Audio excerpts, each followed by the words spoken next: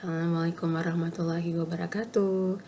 Halo ayah bunda, selamat datang kembali di channel Bidan Update Keilmuan atau Biduan. Nah, pada kesempatan ini saya akan sharing tentang mengenal tumbuh kembang. Nah, pasti ayah bunda sekalian sudah sering mendengar ya dengan istilah tumbuh kembang ini. Tapi tidak ada salahnya mendengar video ini sampai selesai. Nah, ini kata Anies Baswedan loh, bukan kata saya.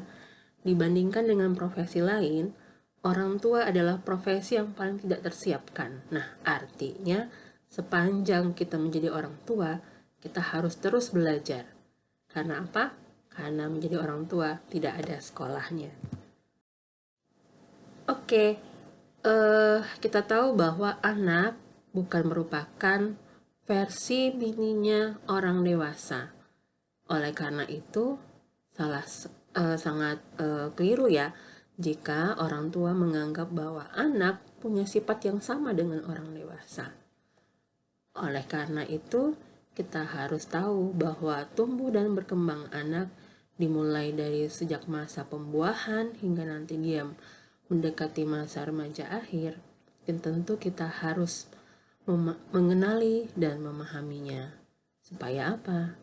Supaya kita tidak salah dalam memberikan model pengasuhan yang nantinya akan mempengaruhi tumbuh dan kembang anak kita. Baik, ayah bunda, konsep tumbuh kembang sendiri. Tumbuh itu dari kata pertumbuhan dan kembang itu dari kata perkembangan. Apa sih itu? Apakah sama? Tentu berbeda. Kita tahu pertumbuhan adalah bertambahnya ukuran fisik dan struktur tubuh dari si anak, di mana dia dapat diukur ketika anak kita timbang, nah kita mengukur berat badannya. Ketika anak kita ukur dengan pita senti, kita mengukur panjang badan atau tinggi badannya. Ataupun lingkar kepala ya untuk mengetahui apakah ototnya bertumbuh atau tidak. Dan juga lingkar lengan atasnya.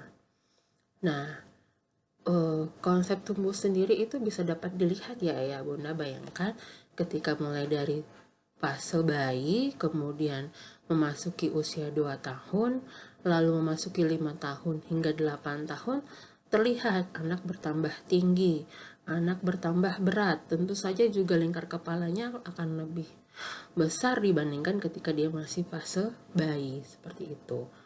Kemudian fase perkembangan. Nah, perkembangan ini bukan bertambah ukuran, tapi bertambahnya fungsi atau kemampuan fungsi dari tubuhnya. Tadinya kaki ya, belum bisa untuk memijak. Nanti pada saat fasenya, bayi akan bisa berdiri. Atau misalnya tadi tangannya hanya bisa menggenggam, nantinya bayi akan bisa menggunakan tangannya untuk memegang pensil, untuk menulis, seperti itu.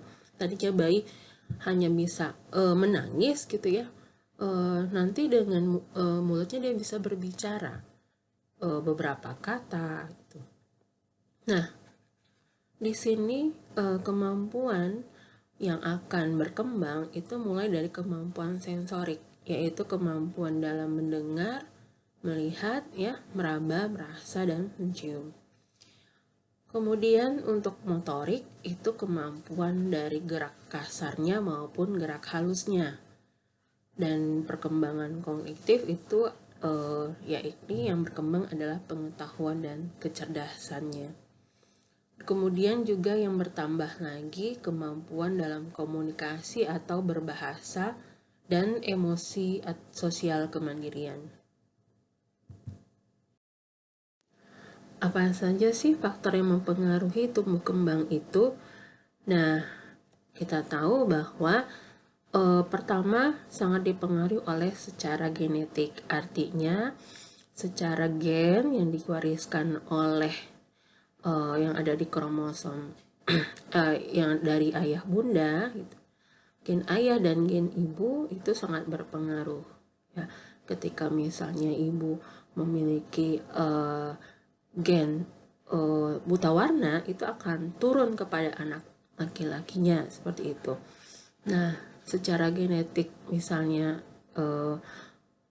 si ayah atau si ibu ini memang keturunan ya, keturunan dengan perawakan besar, nah itu nanti juga akan turun ke anak keturunannya. Kemudian nutrisi, tentu saja nutrisi itu dimulai dari saat mulai ya dalam kandungan ya. Makanan yang ibu makan selama hamil itu juga sangat berpengaruh. Kemudian ketika lahir, bayi mendapatkan ASI eksklusif ya tanpa diberikan apa-apa hingga 6 bulan, itu juga sangat berpengaruh terhadap tumbuh kembangnya. Hingga nanti ketika 6 bulan diberikan makanan pendamping ASI. Nah, kesehatan juga sangat berpengaruh ya, dimana ketika anak yang sering sakit itu akan mengalami keterlambatan pertumbuhan. Karena apa? Karena nutrisi yang dimakan itu akan habis, yang akan digunakan oleh tubuh, akan dibakar untuk maintenance, untuk pemeliharaan, untuk recovery, untuk meningkatkan daya imun melawan penyakit, seperti itu. Bahkan nanti juga ketika anak sakit itu juga mempengaruhi dari nafsu makannya, sehingga asupannya juga berkurang. Karena itu penting sekali menjaga kesehatan dari dari si bayi atau anak-anak kita. Kemudian juga dari faktor hormon pertumbuhan juga sangat berpengaruh ya, karena hormon sangat penting di dalam metabolisme tubuh. Dan tidak lupa kasih sayang. Nah, anak yang tumbuh dalam kasih sayang yang cukup tidak hanya akan tumbuh kembang yang secara baik ya fisiknya, tapi juga secara mental emosionalnya. Nah, parameter penilaian pertumbuhan apa saja? Tentu saja menggunakan ukuran antropometri ya, atau ukuran tubuh manusia. Yang paling sering kita kenal adalah berat badan. Kemudian ada tinggi atau panjang badan. Nah, biasanya kalau bayi itu dikenal dengan panjang badan ya. Setelah melewat fase bayi di atas 1 tahun, baru itu diukur menggunakan tinggi badan ya. Jadi diukur ketika posisi anak dalam keadaan berdiri. Kalau panjang badan ketika diukur pada posisi bayi terlentang.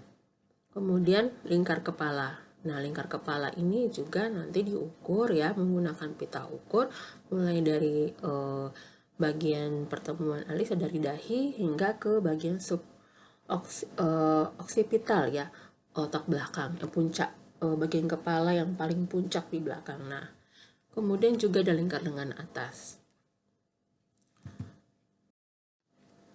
Berat badan ini sendiri adalah ukuran antropometri terpenting. Karena apa? Karena di sini adalah merupakan hasil peningkatan semua jaringan yang pada tubuh. Baik itu tulang, baik itu otot, ya lemak, bahkan cairan tubuh. Nah, berat badan ini sampai sekarang ya menjadi indikator yang terbaik untuk mengetahui keadaan gizi dan tumbuh kembang anak. Jadi berat badan sering dipakai oleh tenaga kesehatan untuk sebagai indikator status gizi anak. Kemudian tadi ya, berat badan sebagai bahan informasi untuk menilai status gizi, kemudian juga memonitor keadaan kesehatannya ya, terutama pada pengobatan penyakit. Apakah anak ini mengalami penurunan berat badan ya, atau mungkin mengalami peningkatan berat badan yang terlalu signifikan misalnya. Kemudian juga tentu saja menjadi perhitungan dosis obat ya oleh dokter anak ya, ataupun barangkali ketika anak membutuhkan terapi diet atau makanan tertentu sehingga berat badan bisa menjadi acuan. Selain kemudian ini adalah tabel yang bisa ayah bunda menjadi acuan untuk pertumbuhan berat badan dari mulai bayi, neonatus, bayi baru lahir, bayi dan balita. Ketika lahir dikatakan normal itu jika bayi lahir 2.500 ya, minimal 2.500 gram atau 2,5 kilo sampai 4,1 kilo. Nah, di sini nanti anak akan mengalami kenaikan berat badan ya, sepanjang tadi diberikan nutrisi, sepanjang sehat gitu ya. Kemudian diasuh dengan kasih sayang, penuh cinta kasih. Nah, harapannya nanti pada saat 2 tahun itu berat badannya bisa 4 kali berat badan lahir. Jadi kalau misalnya bayi lahir dengan berat badan 4 kilo katakanlah, atau 3 kilo katakanlah, nah maka nanti pada saat 2 tahun maka diharapkan berat badannya bisa mencapai 12 kilo. Kemudian setelah 2 tahun, kecepatan pertumbuhan berat badan ini pasti tidak akan sesignifikan pada saat di usia dalam rentang waktu 2 tahun tadi. Karena makin bertambahnya umur, kenaikan berat badan makin tidak teratur ya. Karena banyak penyebab. Karena anak 2 tahun itu makin aktif, barangkali juga fase mengenal makanan, jadi makanannya tuh asupan nutrisinya tidak stabil ya, kadang makannya banyak, kadang makannya sedikit, seperti itu juga berpengaruh. Kemudian untuk tinggi badan sendiri pada masa pertumbuhan akan meningkat terus ya sampai tinggi maksimal itu dicapai. Nah, adapun tahap pertumbuhan tinggi badan itu pada bayi itu akan mulai meningkat pesat ya, meningkat pesat, kemudian nanti ada fasenya melambat, dan ketika menjadi pesat kembali itu pada pacu tumbuh fase adolescent. Nah, pada fase ini dia nanti akan melambat kembali dan akhirnya berhenti pada usia 18-20 tahun. Nah, kemudian pada pertumbuhan tinggi badan pada neonatus, bayi dan balita ya, di sini pada lahir itu katakanlah normalnya 50 cm. Ada juga yang berat badan di bawah 50 ataupun panjang badan di bawah 50 cm ataupun di atas 50 cm. Nah, pada usia 1 tahun itu akan bertambah 1,5 kali ya dari panjang badan lahirnya. Nah, kemudian ketika usia mulai memasuki 13 tahun ya, nanti dia akan 3 kali dari tinggi badan lahirnya. Nah, ini bisa dijadikan acuan ya, kurang lebih apakah anak kita mengalami pertambahan tinggi badan yang sesuai dengan usianya. Nah, ayah bunda bisa mencoba bagaimana memprediksi tinggi akhir anak berdasarkan data tinggi badan orang tua untuk anak perempuan ataupun untuk anak laki-laki. Nah, di sini teknik pengukuran ada 2 macam ya. Pada saat tadi terlentang, anak usia kurang 2 tahun itu pasti akan diukur pada posisi tidur terlentang, itu dinamakan dengan panjang badan. Sementara jika lebih dari 2 tahun, dia akan diukur pada posisi berdiri. Sementara untuk lingkar kepala sendiri ini mencerminkan volume dari otak ya. Bagaimana apakah otak ini bertumbuh atau tidak. Nah, ini sangat penting sebagai deteksi dini apakah anak mengalami salah satunya nanti ada retardasi mental atau gangguan gangguan intelijensi atau gangguan IQ. Nah, ketika kita rutin ya memeriksakan lingkar kepala anak kita nanti, terutama pada saat kita ke bidan atau mengikuti posyandu, itu kita bisa melihat apakah pertambahan lingkar kepala anak ini sesuai dengan usianya atau tidak.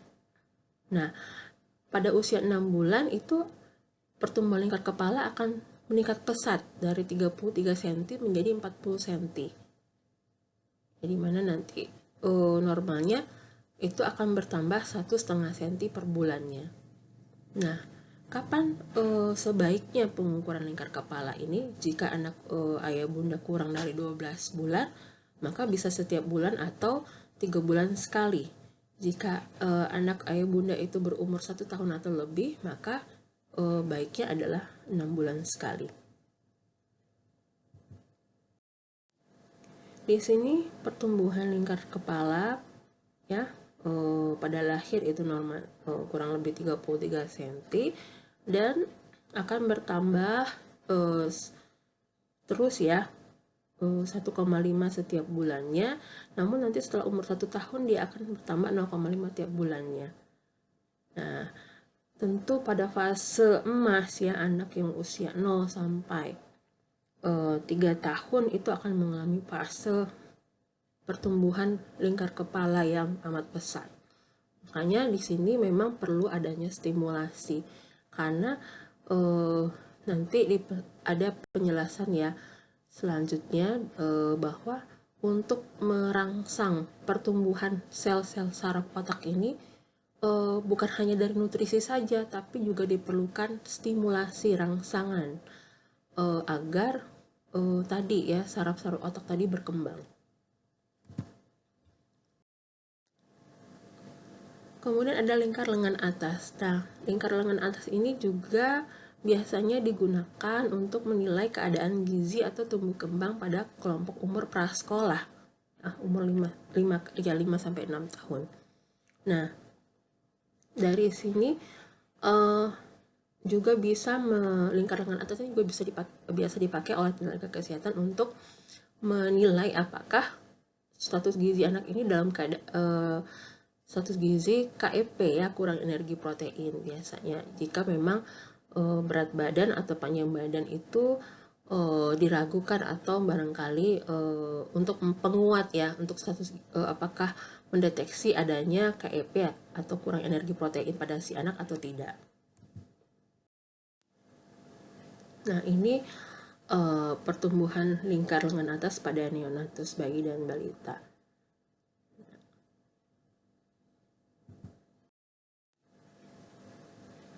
Lalu bagaimana dengan aspek perkembangan?